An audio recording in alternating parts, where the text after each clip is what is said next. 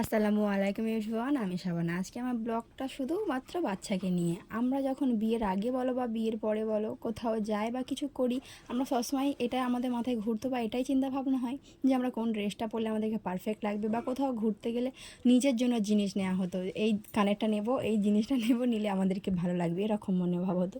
কিন্তু যখন আমরা মা হয়ে গেলাম, তখন আমাদের সবসময় মাথায় একটা কথা ঘোরে যে আমার বাচ্চাকে কী জিনিস খাওয়ালে ও সুস্থ থাকবে, ভালো থাকবে, কোন ড্রেসটা পরলে ওকে পারফেক্ট লাগবে, কী করলে ওকে সবার থেকে ভালো লাগবে, এরকম মনোভাব হয়।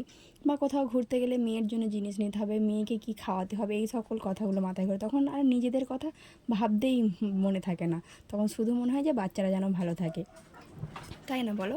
আমরা মা হয়ে যাওয়ার পর থেকে আমাদের লাইফটা পুরোটাই চেঞ্জ হয়ে যায়। জানি আমার ব্লগটা কেউ শেষ পর্যন্ত দেখবে না, ফালতু বক বক শুনতে কারোর নাও ভালো লাগতে পারে, কিন্তু এটাই বাস্তবতা। সবাই ভালো থেকো, সুস্থ থেকো। নতুন কোনো মিনি ব্লগে আবার তোমাদের সঙ্গে দেখা হবে বন্ধুরা। Bye bye.